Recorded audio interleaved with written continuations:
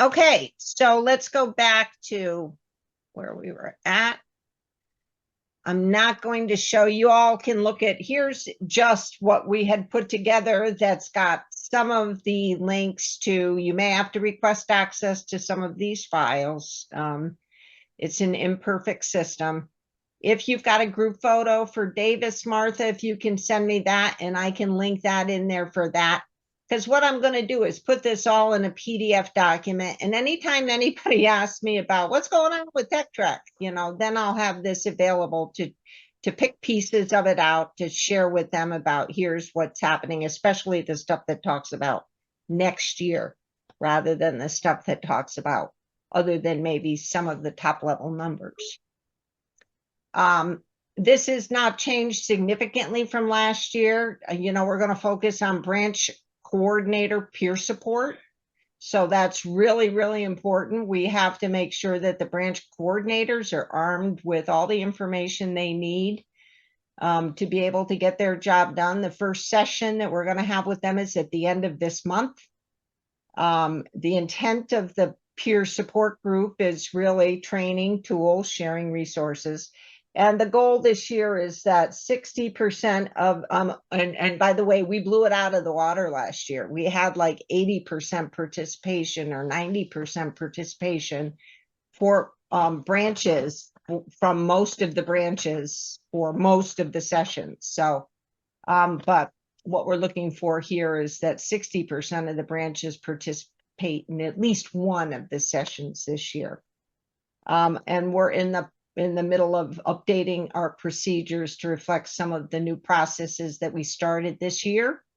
Not processes with more than that have to do with more than just campers, but have to do with the TechTrack alumni, which is the next bullet, because they're an important part of the TechTrack stool, if you want to call it that. They're the one of three legs that we need to make sure that we're building momentum, that we're not just fading off. And we've been proving as we stay in touch with our TechTrack alumni, we've been proving that it really is about community and about us staying in touch with them. That's one of the reasons why we've been able to continue on for 25 years. And then the third goal is really to work on strengthening our operations and making sure that everything is clear, that we're communicating clearly, that things are as transparent as we can make them, and that it's where we're trying to get to is identified to everybody in the group. And so we'll collaborate with whatever we need to with whatever groups, whether it's the tech support or some of the other groups, as you mentioned, we'll work with them to get that done. So these are the dates. And these are just some of the estimated camp fees that are based on the kinds of numbers that were put together for the budgets. If I didn't hear anything different, I didn't update it. So these again are just estimates, and these are, you can update them and say, nope, I'm going to probably be looking for something higher. Obviously, they won't be approved until we go to do the budget in January. But now is a good time to start thinking and talking about it. And again, back to the discussion about what's the pain point at which branches are going to say, I'm not going to pay any more than this amount for a camper. Do we know what that number is, and how are we going to deal with it when we get to that, if we have to cross it? And it may not be something that we have to think about too much this year. I think we may still have some room. Unfortunately, many of us are still dipping into our savings or our reserve in order to pay any deficits that we're going to have in the current year, and that's not going to last a long time. So you don't want to have a whole lot of reserve, but I think we talked about this before. As a large group, we're probably going to have enough to 6 months operating cost is typically a good idea. So 50% of your budget you want to always have in reserve to cover whatever might come up. No more, having more is not going to be helpful. But other than to give you a good solid cushion to sit on. It's not, if you don't spend it, it's just going to be a cushion. So, but at the same time, some of that is the branch's money, and we'll get into that more when we talk about budgeting. So just something to think about. These are the preliminary schedule. I haven't heard back from Jonay yet about Whittier. If we look at 2024, again, we're going to focus on these 4 major elements. We're going to look at operations, facilities, personnel. Personnel is really the bigger thing that we're going to focus on. And when we talk about operations, we're going to be looking at streamlining, creating, and updating. And, those are all things that most people like the create part. They don't like the streamlining and the updating, because that means you have to figure out what's broken or what's being duplicated or what is it that needs to be streamlined. And so, but those are the things that we are going to be focusing on trying to get done. So if we talk about facilities, this is the capacity discussion.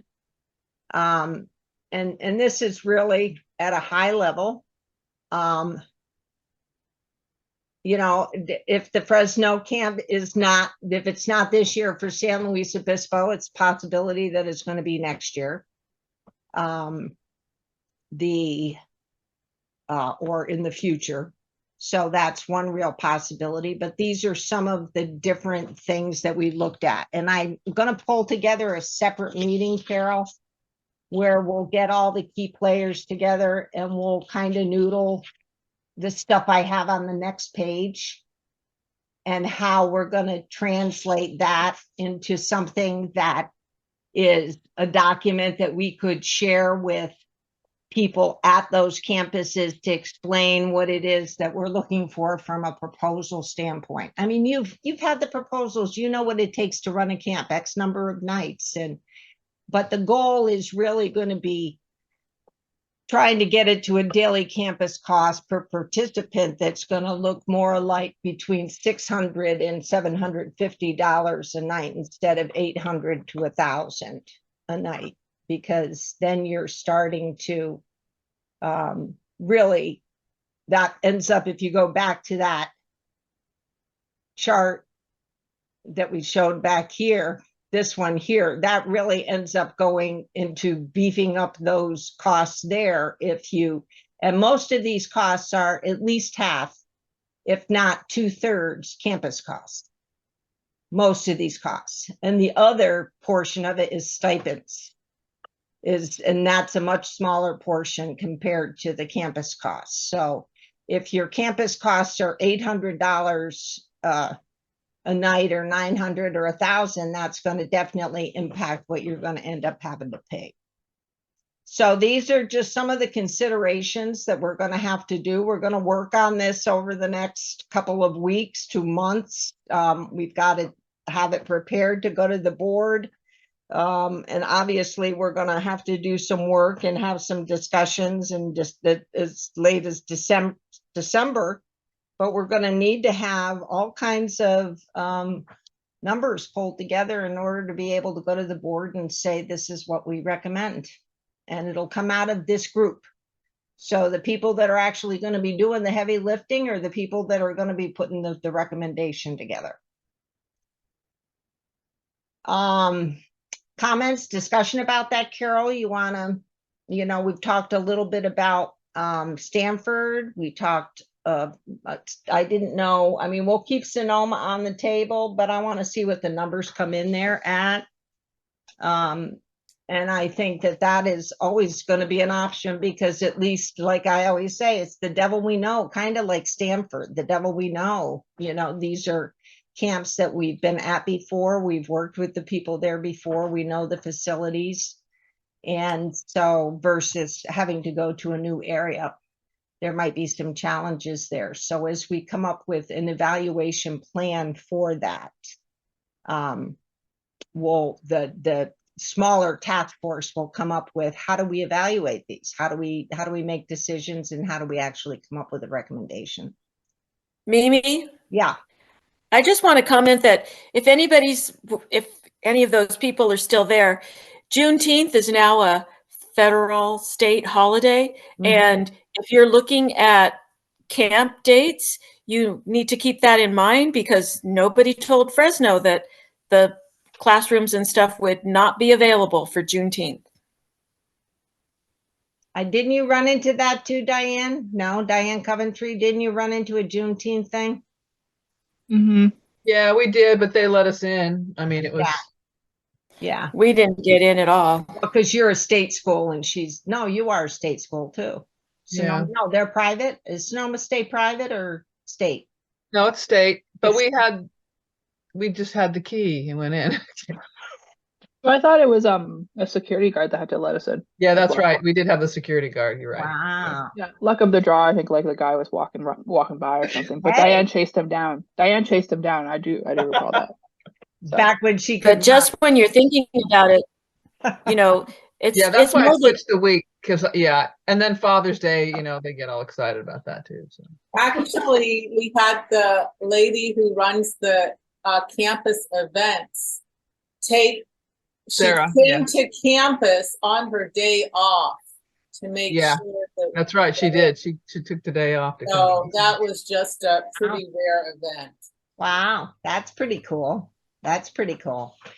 Okay, so moving on to, so obviously we're going to be doing some more work on that, on the another camp, an additional camp and camp capacity. And this again is an issue right now of particular focus in the northern part of the state. It is not in the Bay Area specifically. So this is not an issue that we're looking at all across the state, and we're looking at finding places, any place other than the northern part. But personnel is a big issue. I mean, Martha and Stephanie and Rachel and Deb have helped solve one of the issues that was, one of the things that's high on my charts this year is to make sure that we have camp directors, because we can have all the facilities in the world, and if we don't have camp directors, there will be no camp.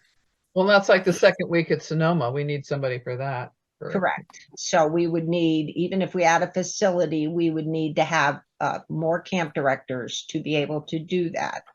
Now we do have, I know Alice, she had to leave, but Alice was a CD in training this year, and the thought was that she would be at UCSD.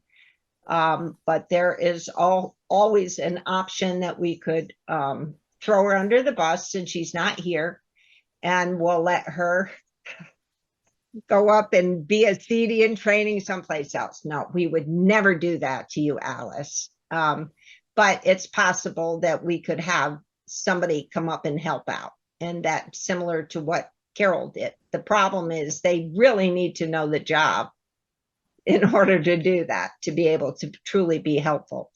And so finding people that have that skill set is a little bit more challenging.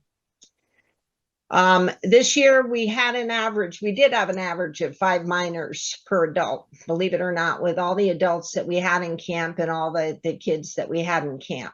One of the things that we really struggle with is, we're 2/3 adults, 1/3 staff, minors, that most of the branch members are definitely not digital natives, that they really, really struggle a lot with some of the tech that we have, and with the application being online, that the kids are all over, and that it's a walk in the park to them. And so it's somewhat challenging to have to balance those two things, because the kids, if you're in a situation like the virtual camp where it is mostly technology, we have less of an issue because they all know that it's going to be virtual, and the kids will work with them. But just trying to get through some of the application process is often a struggle. And I encourage some of the branches that have troubles with with getting parents to answer things, to see if they can help get some of their alumni engaged to help them with that process, to help work with the kids, to help work with the local families or work with the school to help get it done, and figure out what it is that the kids are struggling with or their parents are struggling with in terms of completing the paperwork. One of the things that we did discover is that really communicate. I guess the other thing, if we back off for a second here, and we're going to talk about staffing in particular when we get to Friday night, but we really need a financial liaison person. So I need everybody to put on their thinking caps and think a little bit more about that. And we are going to need to line up some additional backups for camp directors. I mean, I think I told Deb and Rachel when I talked to them the other day that one of the first things I do when I get into a job is I start scouting my replacement. I start looking for who is going to come and take my job. Who am I going to start grooming to take my job? And so I think that that's one of the things that all of the camp directors should be doing, is looking at who am I going to be grooming? Who am I working on to try and bring them up to speed so that they could be a camp director too? And if there's somebody that you think should be in our camp director training program for whatever reason, whether they be located nearby or someplace else, let's talk about it, because we need to have people that are going to be available to help with that. And welcome back, Alice. Okay, so I think I already told you this, that Tech Trek alumni community, we started that last year. I'm going to see what I can do to help us do some heavy lifting based on technology. So I'm going to see if I can help them, get them involved with us to help with the website needing updates and give us some ideas for that and work on some of that information. I think that the toolkit is ready to go, and the Tech Trek alumni community, one of the things that we do know is we probably only have about probably less than 20%, 1 out of 5 of our branches, maybe between 1 out of 4 and 1 out of 5 have any kind of a local Tech Trek alumni community that they stay in touch with their campers on a consistent, regular basis. Some people periodically, maybe once a year, send out emails, but some people actually have communities. And so one of the things that's important is to establish a way for all Tech Trekkers to stay in touch and to be apprised of what's going on, whether they hear about it through their local alumni community or not. And I guess one of the good things in many respects in Camp Doc is we will not be purging that data. Or those data. So they will be there moving forward under Camp 2023 data. So, you know, we will always have access to the data that's in there until they do at some point. I assume they will purge it. But so we can stay in touch with them. And that's one of the things that we're going to work hard on having our alumni community help us do. This year, we're going to be, Camp Doc is not going to be new this year. We're going to make some changes to it that are hopefully going to make it a little bit smoother and easier. We will be doing some QuickBooks online training this year. The camp treasurers will all be rolling over to QuickBooks. And so we're going to continue to focus on that. And our training, you know, I say here, training needs continuous improvement. Well, when I say that, I mean, any training that we do, we should always be looking at it and saying, is this the latest and greatest? Is this what I need? Do I need to do something else other than this? And that could be for anything.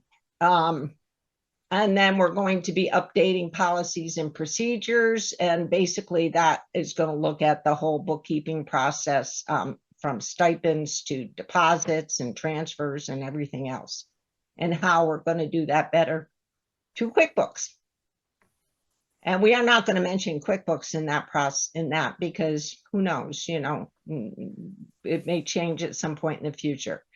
So funding, there's really not a lot to be discussed with funding. We're going to talk about that more when we talk about financing and budgeting too. But, I get a lot of questions in from people and they're like, well, can we go and try and get some financing for all of the camps?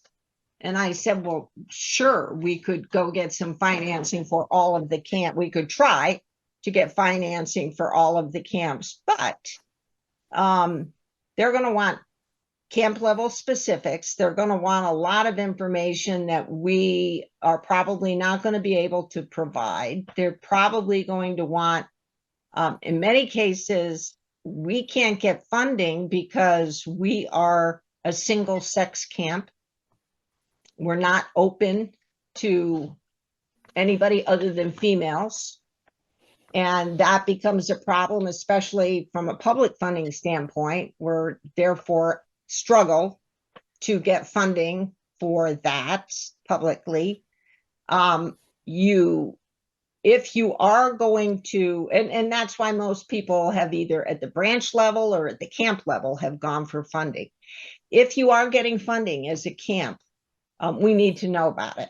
If you're getting funding specifically for the camp, you went out and you got a grant, that needs to be filed up here. So if anybody has somebody that's gung-ho and going out and getting grants for them, we just need to know what that is and have those details, the technical details, the written details of those grants online. SPF is who has to apply for those for us. It has to go through AAUW California SPF because there are 501c3 fiduciary. Most grant requests will have to go through them. Yeah, Diane, what were you going to ask? I was just going to say, we've done that just from our branch, so we didn't have to go through all of this stuff, right? I mean, You can solicit. So if you want to go get funds for your grant, your branch, you can have at it. But you want to get funds for Tech Trek that are going to be payable to Tech Trek, that yeah, because that will be restricted. yeah, because we get like $1,000 for our branch from the Rotary or something. So yeah. Yeah, and then you can do whatever you want with it. Sorry, what do you mean restricted? Well, what I mean by restricted is where the grant comes in. We got a grant from Qualcomm and it comes in and it specifically says what it can be spent on. That's restricted.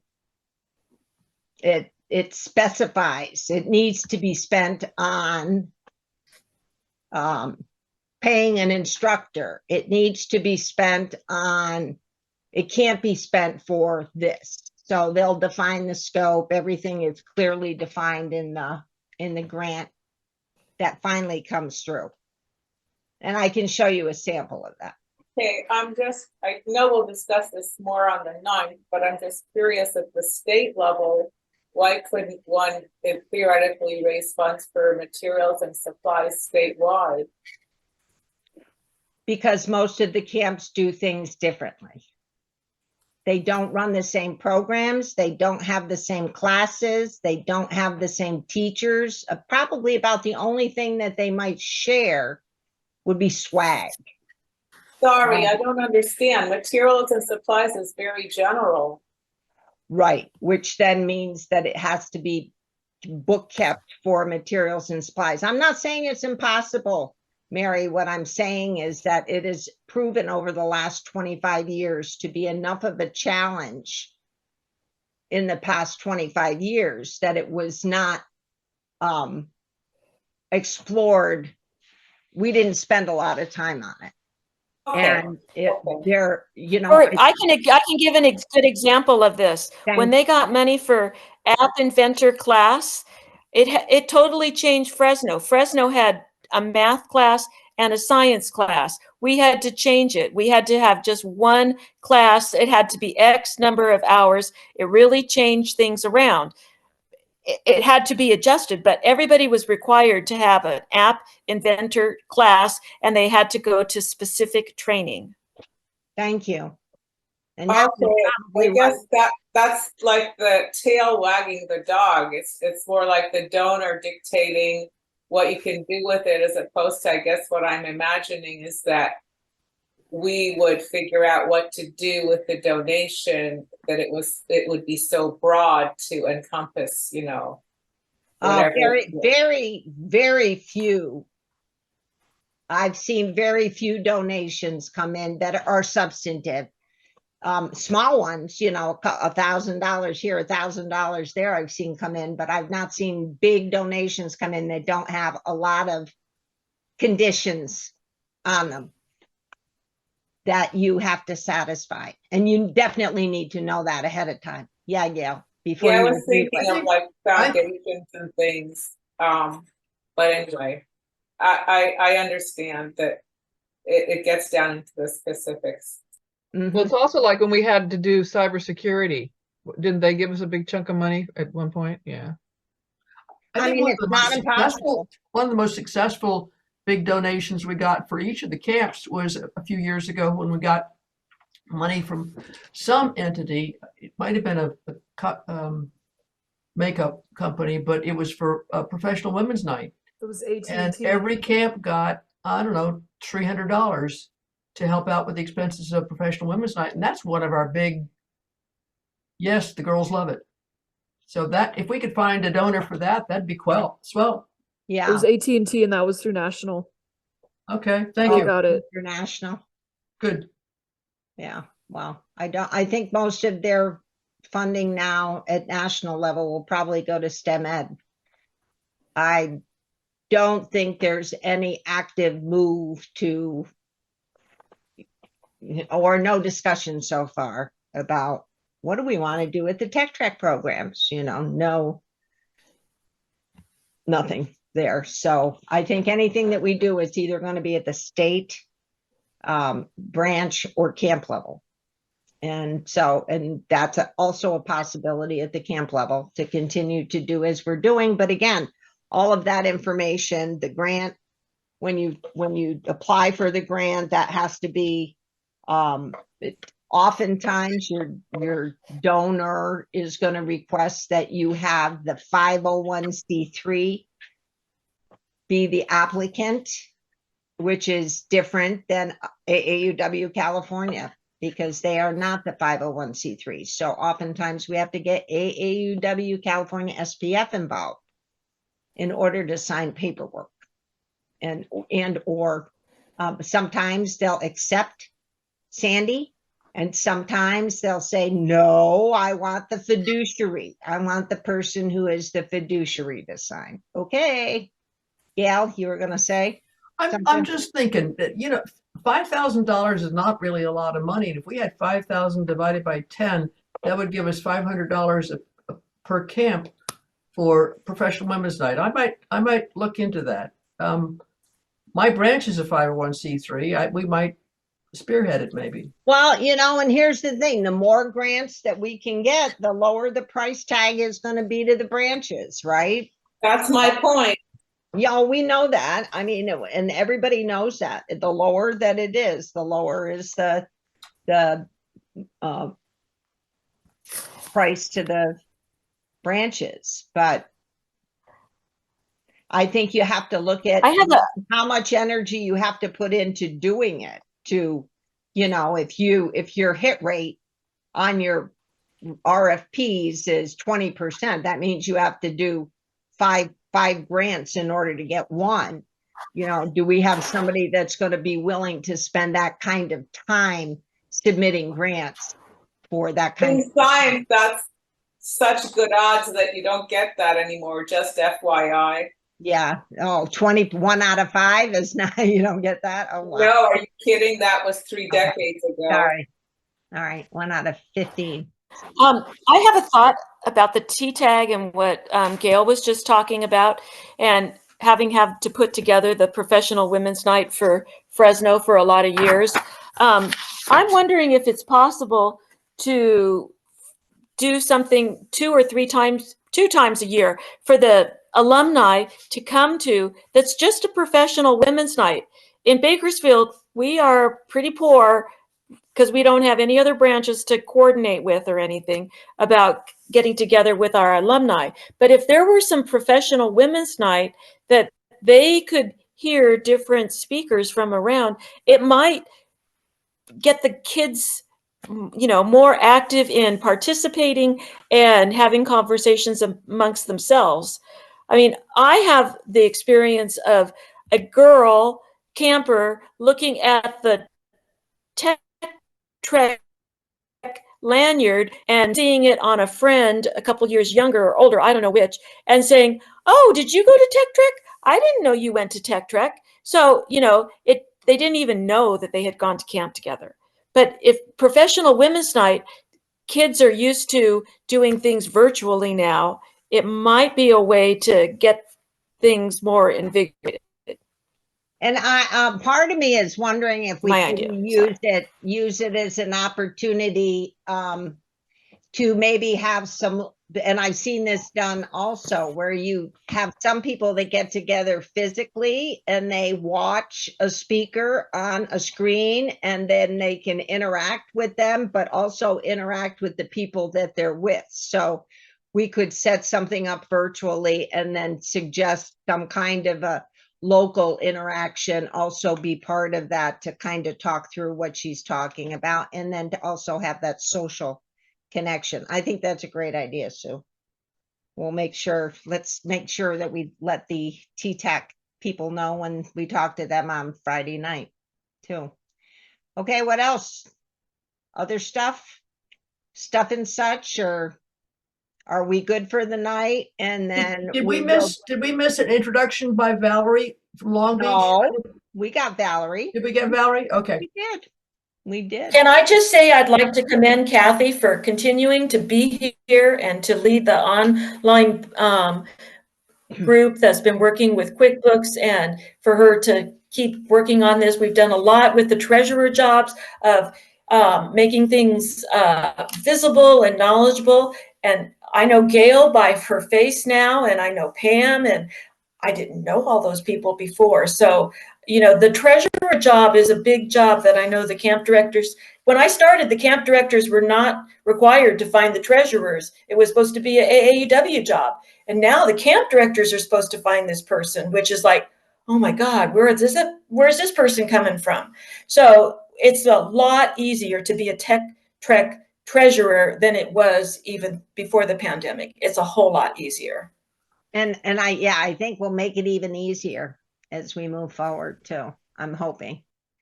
It's been a tremendous amount of work for the group that did the training, developed the training, and all the pilot treasurers who went through it and contributed so much with their feedback and what accounts should be included and what processes. So it's actually been fun to watch.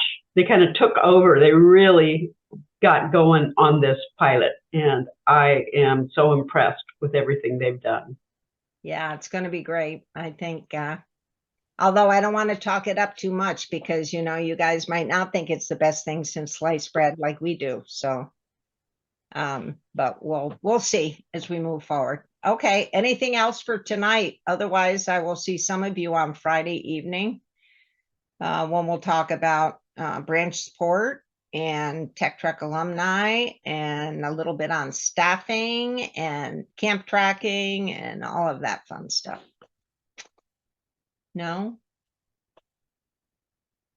You look good. You look good, Mary. Are you feeling Thank you. well? I'm feeling much, much better. Good. Much, much better. Good. So I get to go and get my cocktails tomorrow. Tomorrow's cocktails day. So I get my infusion. We'll see how good I'm feeling after that again. So, but it's been pretty good.